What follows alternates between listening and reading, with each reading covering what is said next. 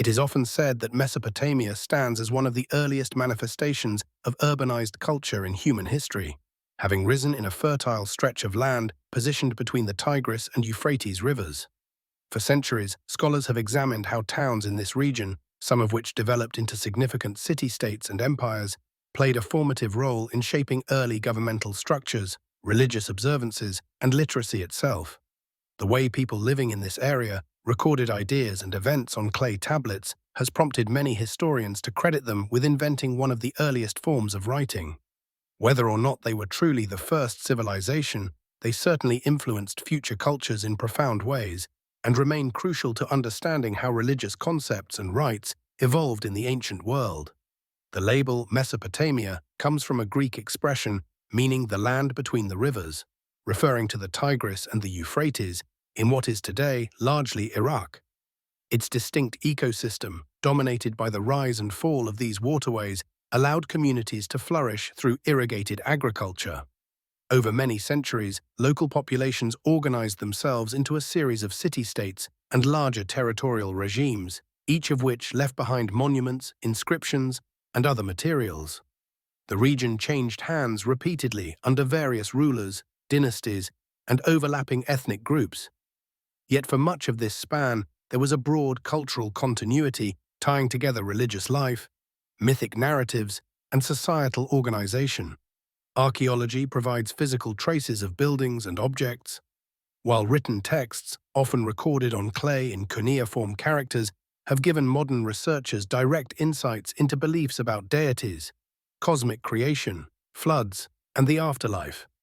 Although textual sources illuminate many aspects of religious practice, they are limited by what scribes and intellectual elites chose to preserve. Mesopotamian society included farmers, artisans, and laborers who did not ordinarily record their own experiences, so the surviving tablets and monuments reflect only certain perspectives. Still, a cohesive framework emerges, centered on honoring numerous deities who governed the natural world and social order. Unlike modern concepts of single god worship, these communities generally recognized an entire pantheon, each deity in charge of various phenomena like fertility, wisdom, or storms. Deities also served as protectors of specific cities, forming intimate bonds between temples and the local populace. Enlil, for instance, ruled from Nippur and was often called the most powerful of the gods, while Babylon's patron, Marduk, gradually grew in prominence, especially once Babylon became a major imperial power. Far back in time, the peoples of southern Mesopotamia are sometimes referred to as Sumerians, while northern inhabitants are identified as Akkadians. The Sumerian language had no known relatives, while Akkadian belonged to the Semitic linguistic family. Although separate culturally, these groups mixed and influenced each other, resulting in a vibrant, complex milieu. The southern sector, or Sumer, featured an assortment of city-states that took shape in the 3rd and 4th millennia BCE, each with temples dedicated to a local patron deity. The northern sector, or Akkad, became prominent under leaders such as Sargon of Akkad, who established a far-reaching realm often hailed as one of the first empires. The entire region witnessed other transitions as well. The Babylonian Empire rose under Hammurabi, overshadowing earlier city-states, and the Assyrian heartland in the north produced formidable regimes that would eventually challenge Babylonian dominance.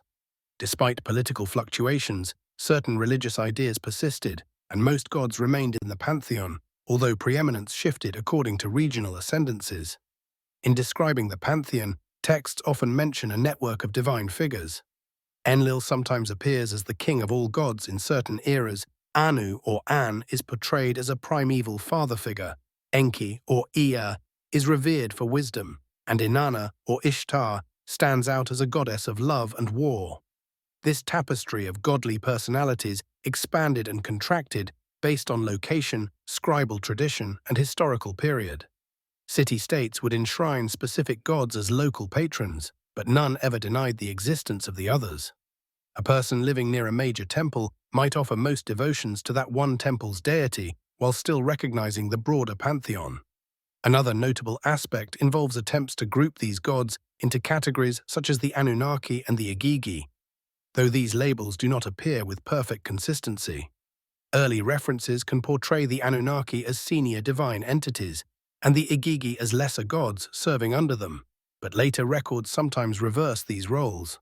Such discrepancies reflect the fluid nature of myths transmitted by a diverse array of scribes across centuries. Mythological texts present various scenarios for the origin of the gods and the creation of the world.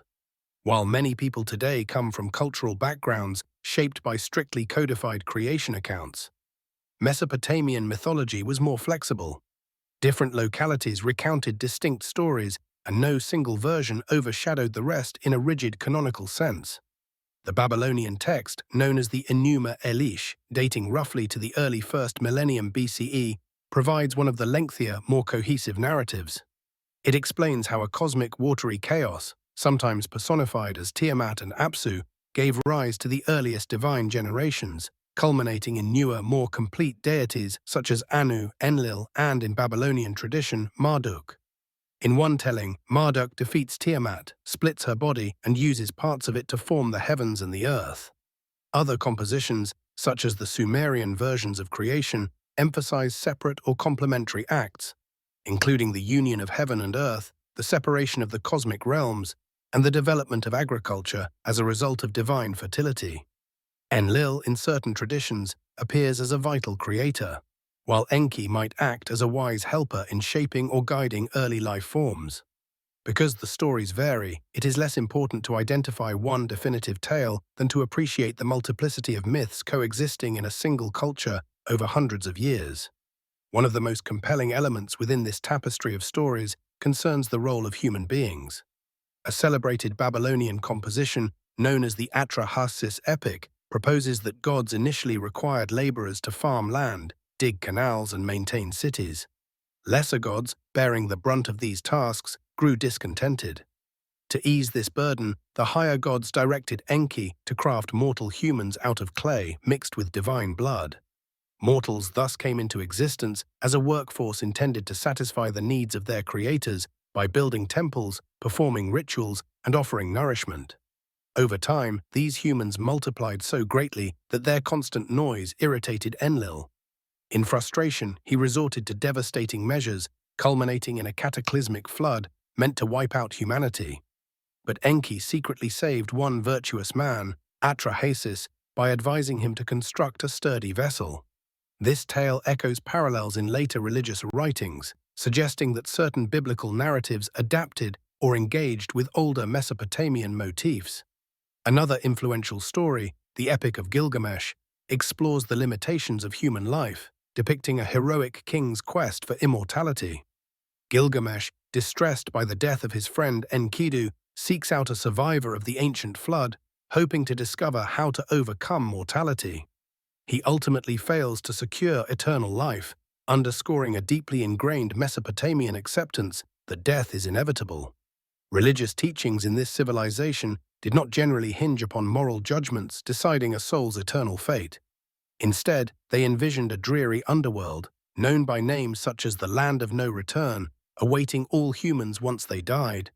While certain genealogies of the gods or local beliefs introduced nuances, the universal fate of humanity was typically descent into this shadowy realm. Within everyday life, devotion to the Pantheon was anchored by the temple. Each city's temple was considered the dwelling of that locale's patron deity. The largest complexes housed not only shrines and altars, but also storehouses, kitchens, workshops, and administrative offices. Priests, priestesses, cooks, accountants, and other staff formed a broad network that maintained the daily schedule of feeding and clothing the statue of the god. These statues, in many cases, were believed to serve as the physical embodiments of divine presence. Routines included rituals involving incense, the changing of garments, and the performance of hymns, often accompanied by instruments like flutes, harps, or drums. In their worldview, it was the obligation of mortals to ensure the deity's comfort, reflecting the premise that people existed to serve the god's needs. The priesthood consisted of various ranks and specialized functions. Certain groups engaged in sacrificial procedures, while others performed divinatory practices. Music and chant played a major role, and lengthy hymns in both Sumerian and Akkadian survive, praising the attributes and deeds of different gods. The texts frequently describe the deity as a regal authority, echoing the royal courts of the human realm. This metaphor of gods as monarchs and humans as loyal subjects formed the backbone of both religious and governmental structures. Rulers, in turn, justified their own status by claiming divine approval. Kings were expected to supervise the cult, sponsor large ceremonies, and ensure that offerings reached temple altars. Royal inscriptions often emphasize a king's pious devotion, presenting him as a caretaker of sanctuaries and a builder of new temples. This link between divine endorsement and state rule clarified why a city's patron deity might rise to chief status in the larger pantheon whenever that city dominated politically. Marduk's ascent in Babylon exemplifies this pattern, as does Ashur's role in the Assyrian sphere. Beyond daily temple activities, the religious calendar included festivals staged throughout the year, many of them built around reenactments of mythical events. One festival might focus on the ritual marriage of two gods, with their statues physically brought together for a symbolic union. Another occasion might commemorate a primordial cosmic triumph, dramatized through processions or oracles. These gatherings would have significant social and economic implications, drawing crowds for feasting, markets, and communal merriment. The public aspect of these events fostered unity, reinforcing the idea that the city's well-being depended on pleasing the resident deity. The Babylonians and others in Mesopotamia placed a strong emphasis on divination as well, believing that the gods communicated intentions and signs in numerous ways. Some scribes specialized in interpreting the patterns in animal entrails after a sacrifice. Others focused on astronomical phenomena, meticulously recording the positions of stars, planets, and lunar phases. Because certain deities were associated with specific celestial bodies, the movement of these bodies was read as a sign of divine will. This practice forms the basis of what modern people term astrology. Babylonian astronomical observations were precise, enabling them to calculate eclipses, track planetary positions, and compose extensive omen texts. Rulers often relied on these services to decide when to go to war or sign treaties, feeling that the gods revealed favorable or unfavorable omens through the night sky. Belief in spirits or demons, some benign and others malicious, coexisted alongside the worship of gods. Priests trained to perform exorcisms, incantations, and ritual purifications to ward off malevolent entities believed to cause sickness or misfortune. Textual references to these beings can resemble certain later ideas of devils or evil spirits in other Near Eastern traditions. While the gods represented cosmic order, demons symbolized disruptive forces. Measures against them ranged from constructing protective figurines to reciting elaborate series of spells. All of it hinged on the conviction that humans lived amid a supernatural environment, where invisible factors constantly shaped daily events. All told, Mesopotamian religion endured for millennia, adapting and absorbing new influences with every shift in political control. Conquests by outside powers, Persians, Greeks, and eventually others, brought new ideas, sometimes blending them with local custom. Alexander the Great's arrival in Babylon introduced Greek language and Hellenistic practices, though certain native rites lingered. Over time, cuneiform writing declined and temples closed or transitioned to new religious frameworks, especially once Christianity and later Islam gained traction in the region. While much of the ancient tradition fell into obscurity, remnants lived on. The practice of astrology, for example, would reach the Mediterranean and influence Roman and medieval European thought. Mythic motifs involving great floods or the creation of human beings from clay appeared in Hebrew texts, forging links between Mesopotamian lore and biblical narratives. Even the notion of a universal watery chaos resurfaces in multiple religious scriptures, attesting to the deep imprint left by Mesopotamian sources on the region's cultural memory. Texts like the Epic of Gilgamesh, Atrahasis, and Enuma Elish eventually came to light again in the 19th century, when archaeologists uncovered large archives of clay tablets in places like Nineveh and other ancient sites. Deciphering cuneiform was an arduous process, but gradually scholars realized they were reading creation stories, flood tales, laments, hymns, and official inscriptions from thousands of years earlier. These discoveries opened an entire world of analysis, bridging the gap between ancient epics and later traditions in Western Asia and beyond. Seeing that Mesopotamian civilization arose so early and sustained a complex religious culture for centuries underscored just how crucial it is to appreciate the fullness of their intellectual and spiritual legacy. Despite how distant these practices may seem from a modern standpoint, examining them reveals that many core human concerns, ranging from fear of natural disasters to curiosity about the stars, have persisted over millennia. Individuals in these ancient city-states prayed for good harvests, health, and divine favor, observing cyclical patterns of life and death. Rulers strove to reinforce their authority through perceived alliances with powerful deities. Scribes composed poems extolling divine generosity or wrath, and the broader public engaged with those ideas through massive festivals or simple everyday acts of reverence. Across time, certain gods rose or fell in status, reflecting shifting political fortunes as much as theological imagination. But the principle that humanity owed service to celestial powers never entirely vanished. It stood at the heart of how people understood their world. Even though the original temples and priestly orders ceased to function, their recorded insights continue to captivate historians, anthropologists, archaeologists, and the wider public. Every new tablet or artifact uncovered from the ground might provide an alternate glimpse into how an individual or community in that bygone era interpreted the mysteries of existence. The scope of change over 3,000 years was enormous.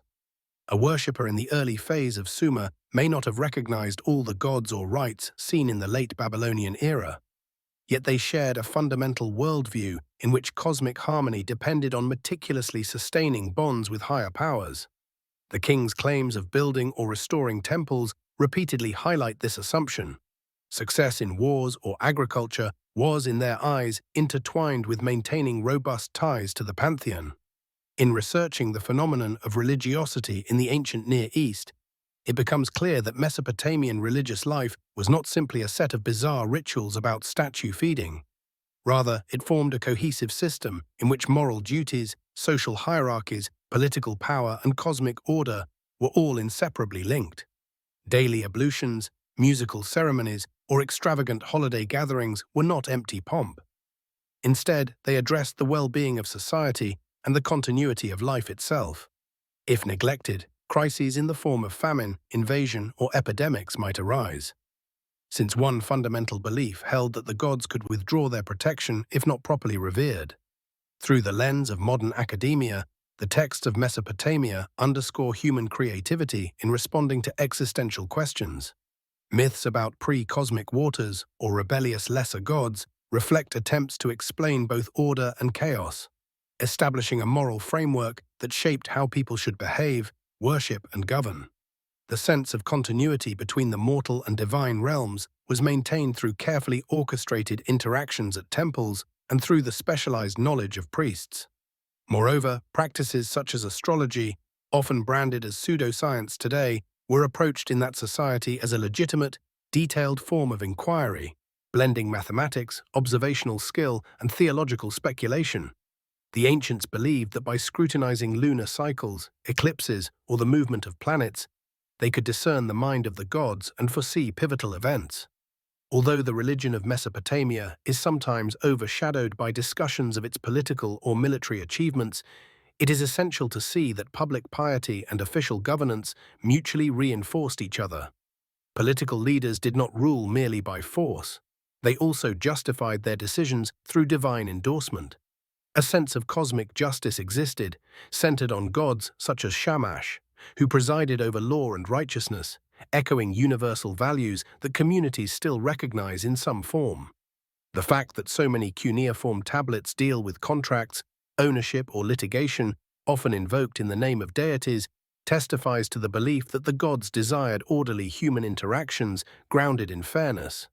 Long after Mesopotamia's decline, many subsequent cultures continued to cite Chaldeans or Babylonians as experts in astral law, referencing an enduring reputation for advanced knowledge of the heavens.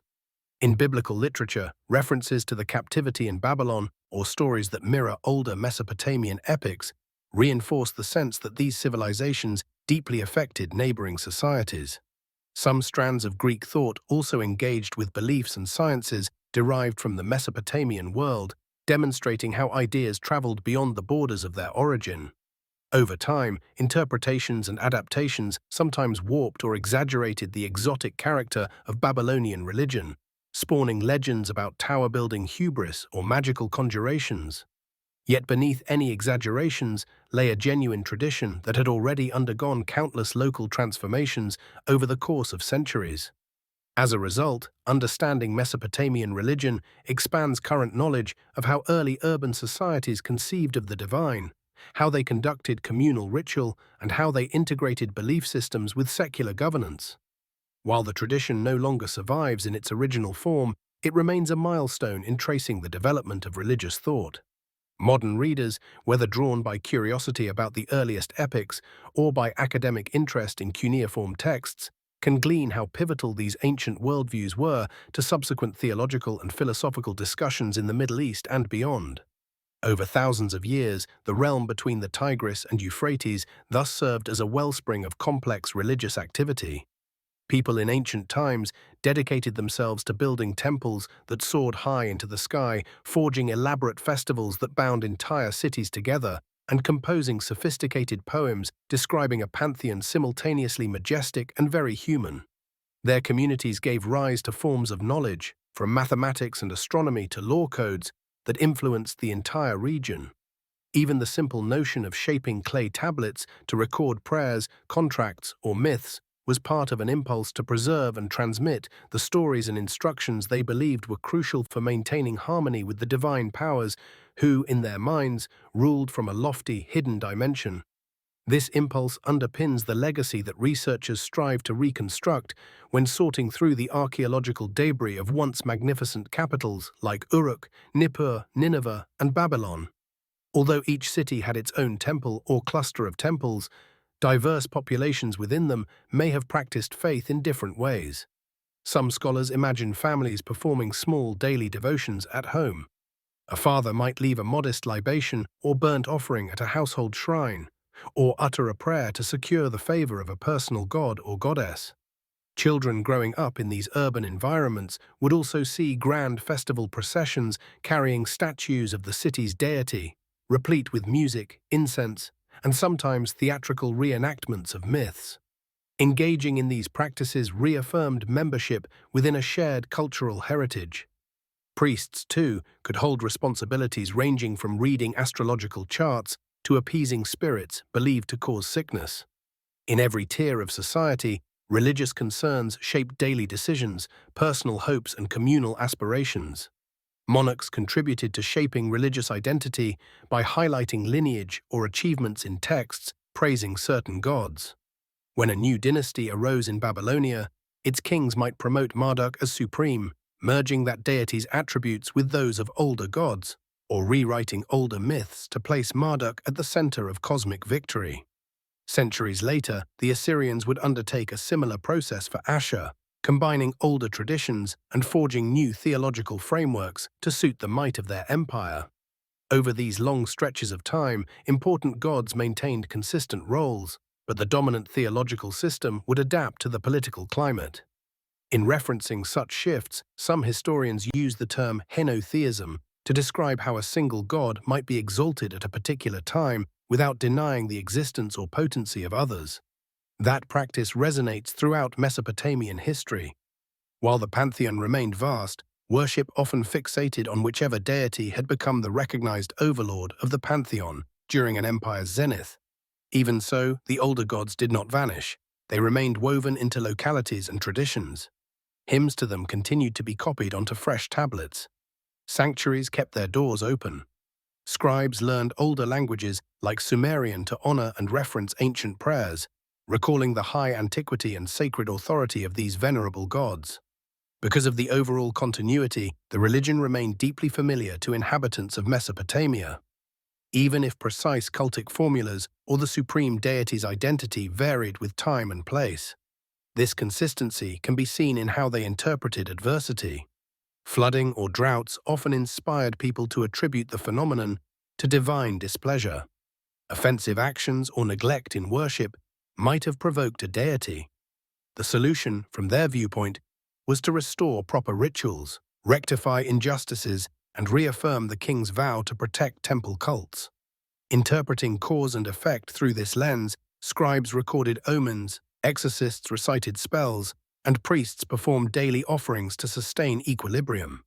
In these ways, Mesopotamian religion displayed a holistic approach, intertwining daily chores, cosmic speculation, community events, and the realm of the unseen.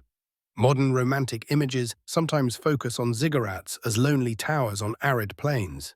In reality, these towering structures were at the heart of bustling temple complexes that served as economic hubs, storehouses for grain, centers of scribal training, and venues for festival celebrations.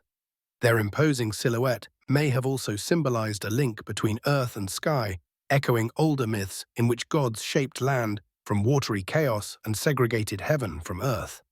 By ascending these platforms, worshippers might have felt they were bridging that gap between the mortal world and the distant on high where the Pantheon dwelled. When scholars eventually deciphered cuneiform, they encountered tablets that revealed the technical sophistication of Mesopotamian astronomy and mathematics. Some of these texts correlated lunar months with agricultural cycles and set up a framework for identifying astrological omens. Others provided medical or exorcistic instructions, showcasing the blending of empirical observation with religious or supernatural assumptions. Reading them inspires modern reflection on how ancient societies conceptualized reality in ways that did not neatly separate religion from science. It was all interwoven, a testament to the integral place that the divine occupied in regulating everyday life and knowledge. While the civilization that gave rise to these traditions eventually disappeared or was absorbed by successive powers, its traces endure in later spiritual and intellectual currents. The concept of a cataclysmic flood appears again in multiple religions. The notion of a cosmic horizon shaped from primordial waters emerges in stories beyond Mesopotamia. Even ideas about demonic beings or protective magic reappear under new guises elsewhere. Many Western interpretations of the cosmos owe something to the ancient Mesopotamian recognition that the star-filled sky could offer insights into fate or timing. These deeply rooted ideas might be less explicit today, but they form part of the cultural ancestry that shaped the broader region's worldviews. For anyone interested in religious history, the relevance of ancient Mesopotamia cannot be overstated. It provides an early example of how humans approached worship, myth-making, and cosmic understanding in a structured institutional setting. Temples were not mere architectural wonders, they were living centers of ritual and belief, demonstrating how spiritual convictions and worldly governance reinforced each other to ensure prosperity and communal identity. The combination of textual, archaeological, and comparative evidence lets modern audiences piece together a vision of what daily devotion, city life, and cosmic speculation might have been like in the cradle of urban civilization. Even so, gaps remain in our knowledge, shaped by accidents of preservation and the biases of scribes. Some imaginative leaps are needed when reconstructing how ordinary farmers or local merchants practiced piety. No matter how many tablets appear, it is improbable that we will ever fully recapture the oral traditions or personal devotions that left no cuneiform traces. Still, the extensive remains we do possess, hymns, prayers, royal proclamations, divinatory manuals, epic poetry, present us with one of the richest archives of ancient spirituality anywhere in the world. By studying them, we can see how people long ago grappled with the desire to secure divine support, comprehend natural forces, and create stories that gave purpose to their position in the universe. These traditions, though recast over time, fed directly into the consciousness of subsequent societies. Biblical authors in exile at Babylon during the 6th century BCE may have encountered versions of the Atrahasis or the Enuma Elish, absorbing ideas that shaped evolving theological narratives. Later, Greek historians described Chaldean priests and their knowledge of the heavens. Still later, Islamic scholars noted references to these ancient civilizations, preserving vestiges of older knowledge through translations and commentaries. Today, the work of archaeologists and philologists allows a more direct engagement with the earliest voices from Mesopotamia. But the resonance of that distant age has, in many respects, never entirely faded. By considering everything from daily temple routines to grand cosmic myths, one develops an appreciation of how integral religion was to Mesopotamian life. Serving the gods involved more than solemn ceremonies.